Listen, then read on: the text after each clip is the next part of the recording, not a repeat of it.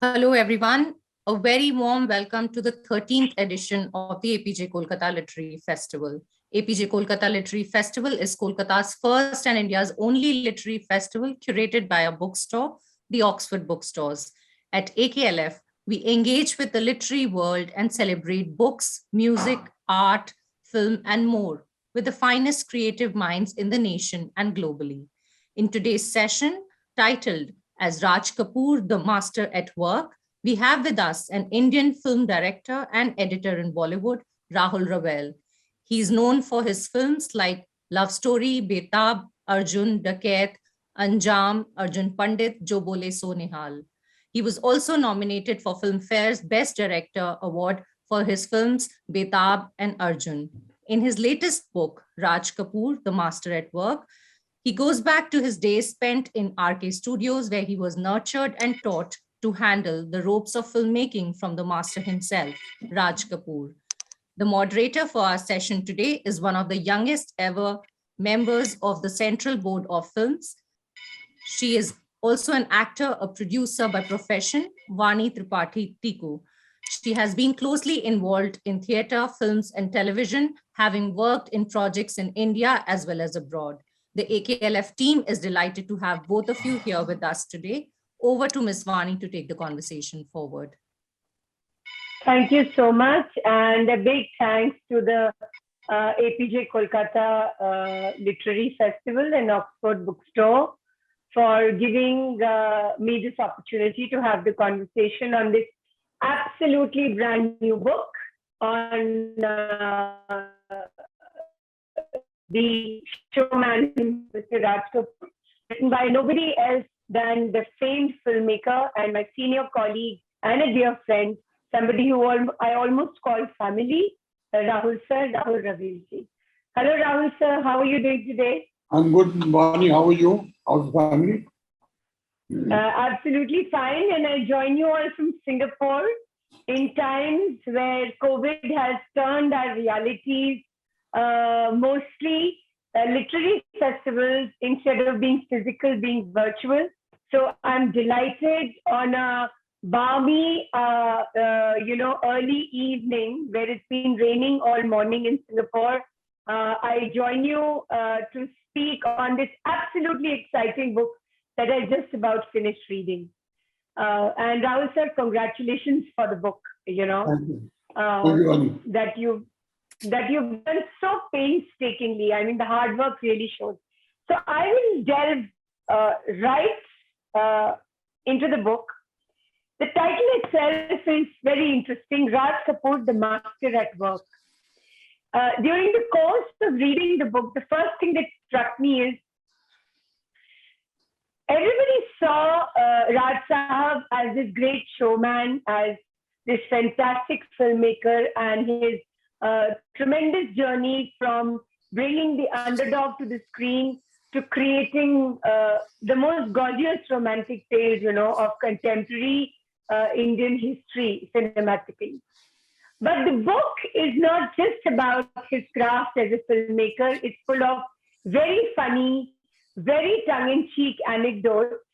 Let's start from the very beginning when a 17-year-old Rahul Rawail starts work on this film, which became an iconic film, as far as its filmic status was concerned. Bobby, what happened to Rahul Rawail in those years? Thank you, Vani. I started from Miranam Joker and went into Bobby. So for me, watching Raj Kapoor at work, watching Raj Sahab at work was an experience very difficult to describe. Because I was very used to shooting. My father was a filmmaker also. But when I saw Raj Sahab working for the first time on the set, I was amazed to see this man. It was more like a symphony conductor, who's standing there and controlling all the different verticals, into one thing which he knows where he's going. And he knows everything at the tips of his fingers. That art, I think, was fantastic. And that's what got me going.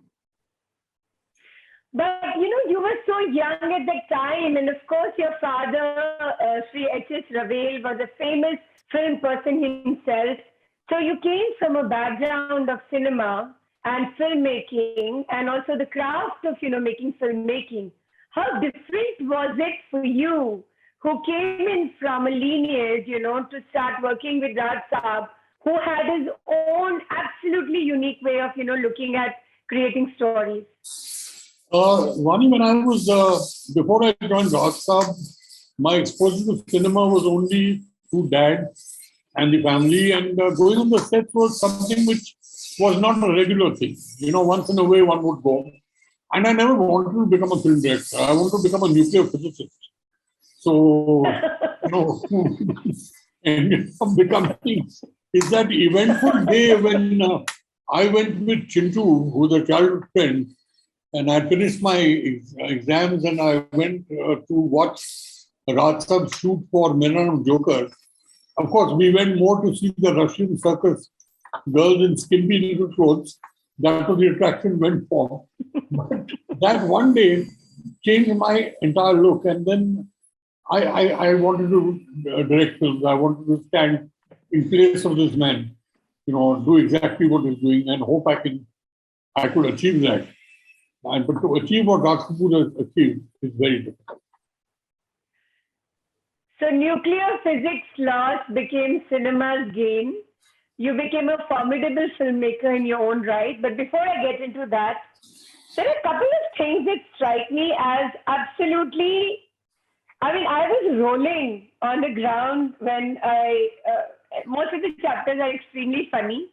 Also because you have not fallen shy of telling the truth about how uniquely eccentric Raj Saab was, And eccentricity, not in a negative way. Every artist, every storyteller has his or her own quirks. We all know that. But there are a couple of these incidents which strike me as absolutely unique. One of the first ones is the Baba story. He hated or disliked Godman a lot, and you, along with him, went to this function where you have not named that Godman, whoever the said person is, but it's everybody's guess. Guys, you have to read the book, to figure out who that person was. And that Shira Prasad was more interesting than the Godman himself. And he took away that bowl and started eating. Today, when you look back at how he publicly never felt shy of, being himself. One was you saw his great craft on the silver screen, but you knew him personally, you saw the kind of things he did in public, and you have noted written about those, in the book. Well, today when you look back, and there is a lot of looking back in the book, I will come to it in the other things that I want to talk to you about. What strikes you as most unique about him with whatever he did publicly and got away with it? I think what you said, Vani, what I think was the one trait which he had in him was he was not shy and not hypocritical about what he wanted to do. He would do it publicly, which I think is a great asset for any person. He was not worried about somebody standing up and objecting to it or saying, he wanted to do that, so he'd do that. So like we went to that Baba, he called for chairs because he wanted to sit on a chair. He said, I'm not going to sit on the ground. So he called for a chair, and when he brought that prasad, he took the whole bowl from his hand and started eating it. He was not shy at all. And mind you, the crowd which was there to see the Baba, their vision had all shifted to see Raj Kapoor over there. And there was Raj Kapoor sitting on a chair and eating. And, that's what he was. That's what Raj Kapoor was. Yeah. So one of the other things is his, in the film industry, it was folklore how he loved his, alcohol, how much he loved his drink. And I will, with your permission, read this one chapter, one page of this chapter, which I think is hilarious, which the obsessions and eccentricities of the genius. Rajasthan had a whimsical and eccentric side to him, which would shine when he used to be around his films, food, and his favorite drinks. I mean, the Kapoor Khandan is known for his absolute, their penchant for, eating and drinking. And obviously their films. These eccentricities had a deep-rooted relationship with his films as were all his actions. His obsession was his drink, Johnny Walker Black Label, and this was nobody else could beat. In fact, once he would have a drink, all work would stop regardless of the schedule. And I will jump to the portion where you come in. Once I was at his place, he pulled out a bottle of Black Label, and then Revati ji was his Man Friday, and somebody who always was with him, taking care of all his personal needs. Brought him another bottle of Black Label, which was put in front of me. I thought it was strange, since there was one bottle already in front of me and another in front of Rajasthan. So I asked him, sir, why two bottles? Look, the Black Label I drink is genuine. Are you giving me spurious alcohol to drink? I mean, some cheek on your part. You actually asked it. You're giving me spurious liquor? To which he answered, no. I brought this Black Label from my trip to England. Your bottle I bought in Bombay from the bootleggers, and I paid $1,000 for it. I mean, $1,000 was a lot of money those days. But I'm not sure if it's genuine. So why should I take a chance? You have this Black Label, and I will not give you even a drop of mine. I mean, what is this relationship? You were many, many years younger than him. You guys just sat around, had a drink together. He was so tongue-in-cheek with you. Tell us a little more about this, warmth and this love and this affection, which is just pours over out of the book, when you read it. See, Vani, he always told me that, remember one thing, firstly, if there's something you don't understand, want to know, always ask a question. If you don't ask, you'll never hear it. You'll never know what it's about. And secondly, never keep your feeling to yourself. Come out with it. You want to tell me something, tell me what you want. And I had a great relationship with him. He was very fond of me. And, this, of course, this incident of when I told him that I will serve you through this sticker was way down the line, not very early. But when I was with him alone, I would share this very warm relationship with him, and he never minded it. He'd never say, why do you ask me this? No, not at all. But, a man tells you that, look, the Black Label I'm drinking is genuine. So it got me thinking that am I being given spurious liquor? So I asked him that. But he was obsessed. He said, no, I'm sure mine is genuine and yours is not. This was the man, and he wanted people to ask him. He wanted questions about his craft asked to him. And he would gladly go out of his way to tell you about it. One of the other things which also connects to the thought of, how he was so larger than life, even in times when, a particular film didn't work, and you've written extensively how so many of his distributors left him after Mera Naam Joker. Tell us, and I don't want to narrate that because it's a hilarious incident of the champagne bottles on the set of Bobby. I mean, I was an assistant director of that film, and I was also handling production. So to me, suddenly both the responsibilities came on. And normally, I had known that on sets, for alcohol, they put in some soft drink and they add pani or soda into it. So when they said a bottle of champagne, I said, yeah, that's what we're going to do. I take a lemonade and thing and put water. And then he screamed. He said, look, this is Raj Kapoor's film. What's wrong with you? Get me champagne. I want actual champagne. I said, what's this? It's going to cost so much money. He said, how are you concerned with the cost? All right, I want it. Fine. We call for champagne. And then for the guests over there, who were the junior artists. In the katoris there, we had put things like moongfali and stuff like that.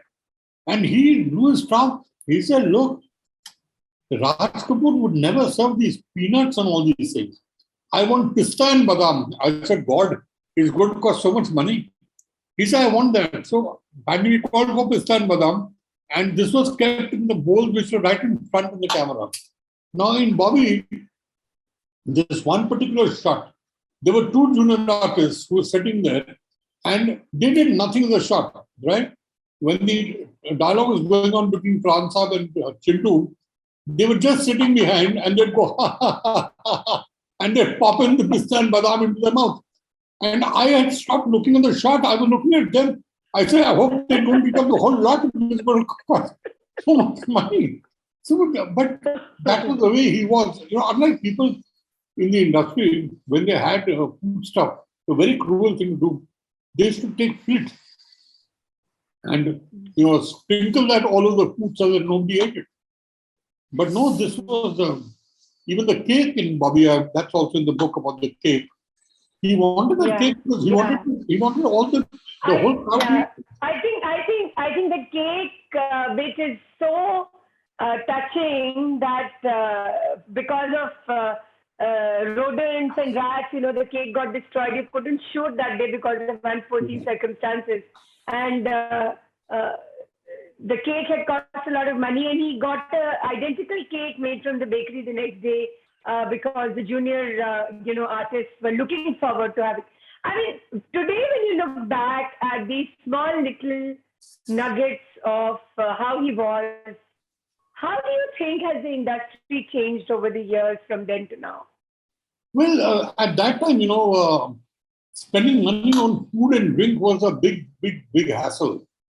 Producer did not want to spend money on that. There was one very prominent producer, when he served food to his staff, he would stand himself over there. And if you had dahi, you could not have a roti. You had this thing. He saved money that way. Oh my God. And Dabu Saab was an assistant with that producer. And his money was cut for everything. That has thankfully changed. There's just few units at that time where Raj Saab had great spread of food. You can see it all over us here. It's all food eating with RK here. But there were some producers who never cribbed about food. But gradually now things have changed. Now the spread of food is huge and makes me very happy because I was used to the kind of spread at RK. And his theory was that you've got to keep people happy. The amount of work the unit is doing. The light boys, one used to feel that they carry these heavy lights on these wooden planks, 30 feet, 40 feet above. And so what was it that we looked forward to was food. That's what we're all working for. So that's the thing that he wanted to satisfy them. One of the other things which is a very touching moment in the book is that when you, with Randhirji and Rishi sir, went to Russia, and this is 2007, I think, and this elderly woman comes and asks you, "Were you Raj Kapoor's assistant?" And you said yes, and she said, "That means you must have touched him." I mean, why do you think the Russians were so crazy about the persona of Raj Kapoor and his films? Vani, it was, I think it was the capitalist quality which he was following, which happened in Avara and in later on in Charsobis also. And that, I think, got to people. They identified in a big way. In fact, we just came from Tashkent. I was there in October with Dabu Saab. And the same thing repeated, women who didn't even probably know who Raj Kapoor was. Girls who never probably seen Raj Kapoor. Firstly, they were oblivious to the fact that this man over here, Ranjit Kapoor, is Raj Kapoor's son. They did not know he was. But knowing that Raj Kapoor is being spoken about, and then when you came to know he's Raj Kapoor's son, they would start sobbing. I mean, I've got goosebumps now thinking about it. I've seen what experienced all that. I mean, at the events, there used to be hundreds of people who were just sobbing, uncontrollably sobbing, which was something which really got to me. Tell me one thing, Rahul sir, when you look at his absolute journey as a filmmaker, from the Chaplini's Avara, Street 420 and Boot Polish, and this kind of cinema, to Mera Naam Joker, Bobby. I mean, in the film industry, there is one word called formula. Yes, Chopra ji had one kind of, craft. Everybody knew that his films would be a certain kind of absolute everlasting romance. So did Manmohan Desai. And I'm taking these names because in so many ways, most of them were, people who influenced the history of Indian cinema in so many ways. But Raj Sahab broke every single mold when it came to perceiving what kind of cinema he would make. I mean, from the underdog stories of Avara and Shri 420 to Mera Naam Joker, to Ram Teri Ganga Meli, to, the expanse of his cinema, A Prem Rogue. I mean, you can't predict what he will make next. Bobby, what do you think was happening in his mind when he was choosing a subject for a film? Vani, when you spoke about Yashji and Manmohanji, you're talking about real icons. They were icons of this industry. And yes, Yashji made the finest kind of romantic films, which he made were fabulous. Manmohanji had that escapist thing in him. I mean, he could get away with murder. He put Dharmendraji into a miniskirt in that film of his. Yeah, he would do anything he wanted. Raj Sahab, you see, he may not have made only romantic films. Only the thread which he had in every film was he believed in films must have social content. The story must have social content. So if you see right through, even if we come to Bobby, lots of people told me Bobby had no social content. Of course, Bobby has social content. Bobby, there was no problem in the romance that this is a Christian and that's a Hindu. It was never about religion. The social content was the two people, they both are rich in their own way. The problem is the strata of society there. What Pransa's could not digest was that Dimple's grandfather was a fisherman, and Dimple's father and Dimple's grandmother was a servant in the house. So what? That was her work. So this thing always carried on in all the films.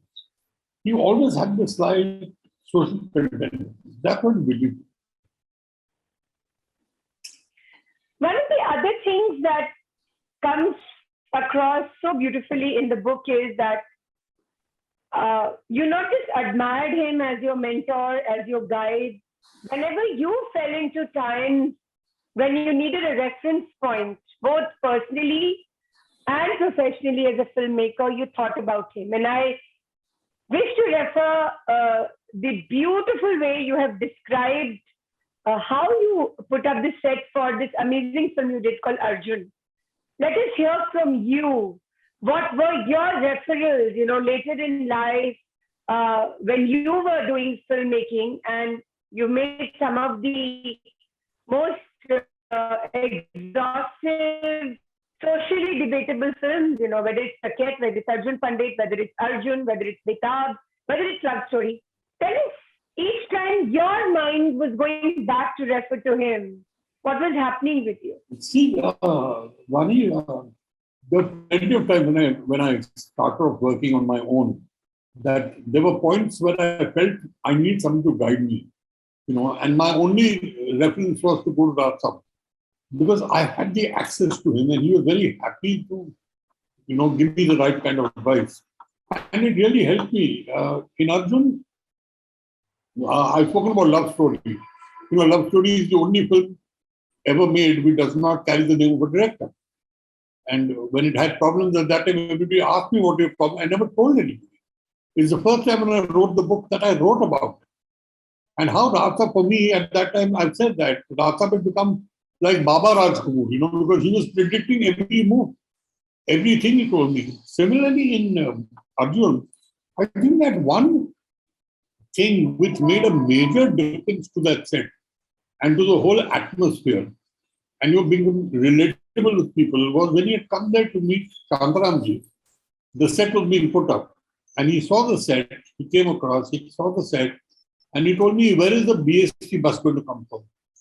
So I said, "Sir, there's no BST bus." He said, "Listen, this is Bombay. You want people to believe it's Bombay? You must have a BST bus." And that's when we decided to get a BST bus. And I'll tell you, Vani, the BST bus made a lot of difference. All the Like the difference. first day when the film ran, and in the first shot when the BST bus was seen, I remember in Getty Galaxy Cinema, people clapped and said, "Arey, ye to BST bus." People believed that this was done on the street. One of the other things that strikes me about this incident, Rahul sir, is that commercial cinema was not supposed to be realistic in the time when you were making films like Arjun and Dakat. And why I'm underlining this is the whole concept of the alternate non-mainstream cinema movement, which was supposed to be realistic, it was supposed to be closer to reality, it was not supposed to be the hourglass figures of heroines, was supposed to be realistic, because one misnomer used to be that when a filmmaker cannot afford to erect a proper set, he actually goes in the streets of a city and starts shooting, which is actually not true, but this is a perceptive reality. But within the narrative of what you did with the set of the film, and why I'm underlining it is because as a craftsman, people will say Rahul Rawail is known for mainstream commercial cinema. But the story that you've told in the book of how difficult, painstaking, and how absolutely so much ridden with difficulty is that you create a whole cityscape within a studio. Do you think that those binaries, those differences have changed over the years, or are we still grappling with what cinema, what film is still mainstream, what is still art house, what is realistic, what is non-realistic? Are we still within that narrative today? Vani, you're talking like my financer of Arjun. A gentleman was Dilip Karkaria. When he saw this Rushman, he said, the set is terrible. So I said, why is the set terrible? He said, no, it looks too real. It doesn't look like a set. Come on. So why should there be a difference between mainstream and offbeat cinema, that their sets are real and our sets are not? I think that was just a misnomer. That never did. Look, Yashji made great films, great visuals. His films are based in a period or in an atmosphere which he believed in. It was a make-believe atmosphere. It was great. That's where he believed, and he made films with a lot of conviction on that. You never doubted his conviction. So that was there. He was also a great commercial filmmaker. And he made it in that way. So, and when he wanted to be real, if you look at Dar, he did take Dar onto the streets. He did take it well. So I think everybody, worked in their own way. So I think Arjun needed that kind of thing. So that's where we went in for it. One of the other things that intrigued me, or which has been notably written in the book and also otherwise gets spoken about, is his relationship with his music directors and writers. I mean, whether it is Shankar Jaikishan ji, whether it's Lata ji, tell us a little more about how music was so intrinsic to his cinema. And why was it so important for him, whether it was Shailendra Saab, whether it was, the other great poets of the time? Why was it so important for Raj Kapoor to, have very apt kind of writing for lyrics and music within the cinema and the narrative that he was trying to create in his films? He wanted the music which he used in his films. If you notice them carefully, they always took the story ahead. It was like changing the prose into poetry. So he never believed in a song just for the sake of song. And for that, he needed a writer, he needed the music composers, and he would really put his life into getting the right kind of music. And even while shooting, I wrote about that piece too. At times I used to see him, his lips were just moving and his fingers were tapping. So I'd asked him, I said, sir, this, and then he told me, he said, Beta, when my lips are moving, I'm actually singing the kind of background music the scene could have. And I'm counting the number of beats which I need to enhance the scene with music. See, that's how he built his whole cinema. That's how he did it. And how important was it for you? Because your films had beautiful music too. Whether it was Love Story, whether it was Betab, I mean, those songs are still so hummable. And of course, you have written a very interesting incident of how a Portuguese song for your film, which had iconic status later, Mamaya Quero Quero Quero Mama, was the centerpiece. Without a script, you had to place a song in your film. And the whole thing became the main narrative of creating a story and creating a script for Arjun. What was your journey like? And again, the references that you may have had with all the music sittings you must have attended with Raj Sahab, when you were sitting in those years. See, I was very lucky, Vani, that I worked in my films, and the music director was this genius called R.D. Burman. Unfortunately, he's not with us today. R.D. Burman in the 80s was doing what people are doing right now. R.D. was the first man to do all these things. And Mama Kero was a song for a script, which we dropped the script. But that song had created such an impact. My producer said, whatever story you make, this song has to be in it. It's a very difficult thing. I can understand if they said, no, this story has to have Sunny Deol in it. But no, this song has to have, this script has to have this song in it. So one went around finding stories, till we got this song in the right situation. And luckily we did. And that reminded me a lot about Raj Sahab, because, that's what Raj Sahab would do also. He would, if he liked the song, there were two songs of his, which I joined him in 1968. And there were two songs which he used to sing. One was Jhoot Bole Kawa Kaate, Kale Kawe Se Dariyo, and the other was Sun Sahiba Sun. There was no picture, no story, nothing. He did not know where the songs will come.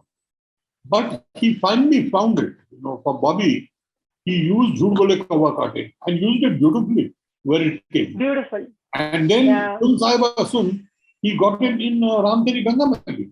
And they were brought in the right situation. But these are songs of him since 1968, where he had composed these songs. His daughter Ritu used to play it on the piano, and he used to set hours together with his daughter. And so this creativity thing, I think that whole family is blessed with this kind of thing. Well, I can actually go on and on. I still not even managed to touch upon your craft as a filmmaker, which is so also important, But before we say that this should probably continue in another session, another time, in another space. And before I say to be continued,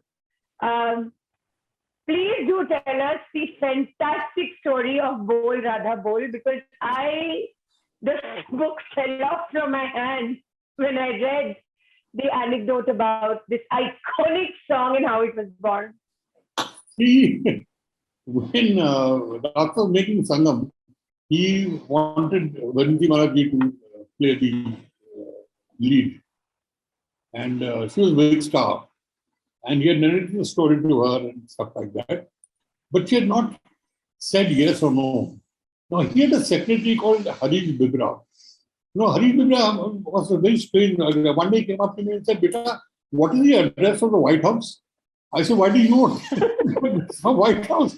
He said, no.